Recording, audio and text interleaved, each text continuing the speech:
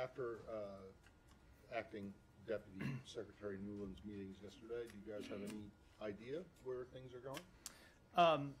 I will say that you're right. Acting Secretary Newland met yesterday with leaders of the junta and made clear that there was a diplomatic path forward for them if they would choose a return to constitutional order. She also made clear that there would be consequences if they didn't, that there are hundreds of millions of dollars of U.S. assistance at stake. As she said last night in the call she had with the press, they were very difficult conversations. She didn't achieve any breakthroughs, and it's not at all clear that they will choose the diplomatic path forward. And I do want to emphasize that she also met with civil society leaders of NGOs while she was on the ground yesterday. She mentioned some of this. And in those meetings, she heard them express real concerns about the situation and express a desire for the country to return to a constitutional order. And I wanted to say something about that because I've gotten a lot of questions the last few days about so-called protests happening on the streets. And I think it's fair to note that not everyone that supports democracy in that country can take to the streets because of potential concerns about their safety. But she heard in their meetings that there is support in civil society for a return to constitutional order. So we will continue to press for that. But I think we are very clear-eyed about the situation as it stands. Specifically referring to protests where people were waving Russian flags?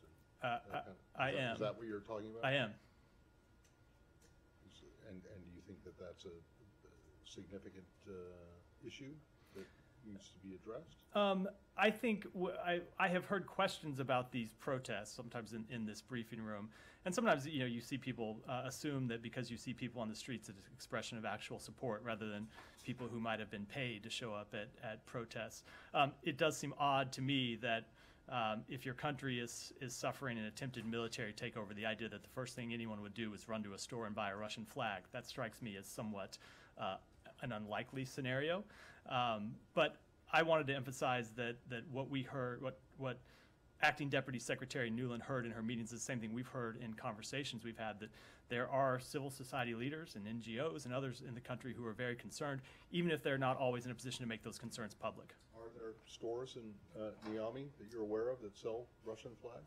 I am not. I don't know where those flags came from. That magically appeared. The flags that magically appeared in the hands of protesters.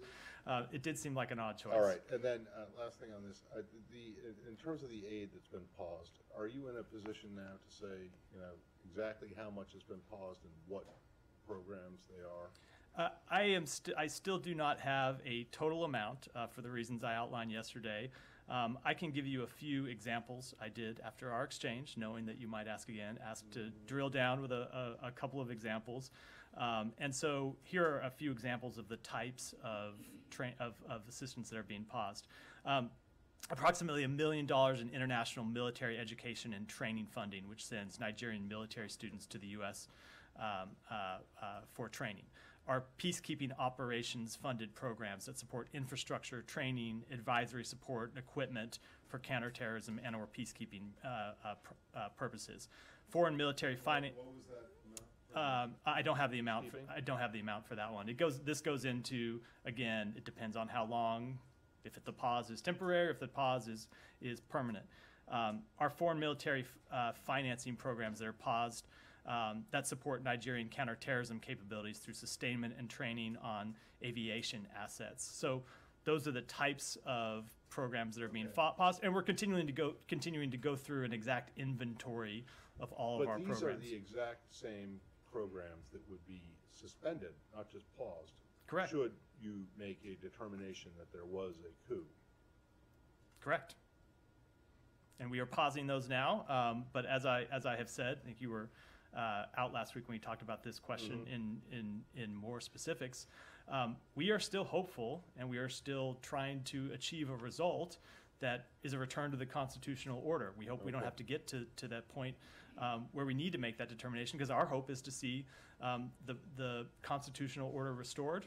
We don't believe that window's closed at this point, but it's a very dynamic situation. And is it so? And it's about $1 million. I just wanted to make sure I got this right. $1 million in IMET? Correct. Correct. Is it not the case that one of the leaders of this insurrection was trained under an IMET program? That may be the case. I'm not familiar. Thank you.